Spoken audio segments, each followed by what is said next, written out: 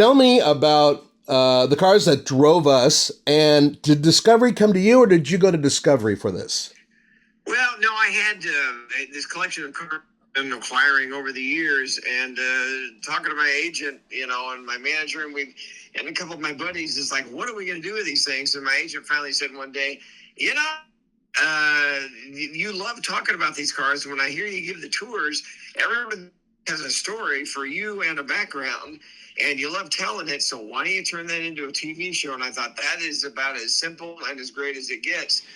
And so we got together with Nacelle, the same company, put together the toys that made us, and the movies that made us. Those are both series on Netflix, and they're fantastic. And so I thought, yeah, this will be a great marriage.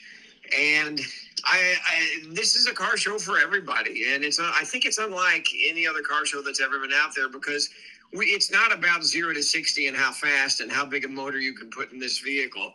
It's about the heart and the soul of these cars, and the people that were there when they were developed, when they were designed, when they were actually built and manufactured, and the people that had all the hands-on in all of that.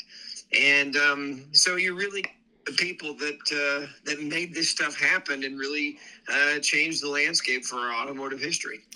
I saw your DeLorean episode recently, and it's interesting because it's far more entertaining than just regurgitating a story about a car. Yeah, we all know about John DeLorean. Everybody knows about the cocaine, whatever.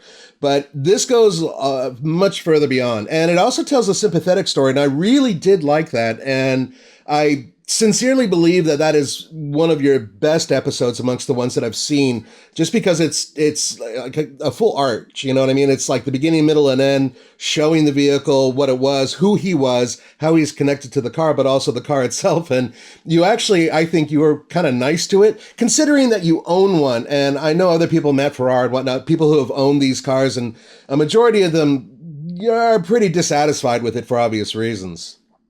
No, in fact, when I have a car, I do not like resto mods. I like keeping the car the way it was when it came off the line. And I'm very forgiving on some of these things for the technology of the day and for who did it and how they did it.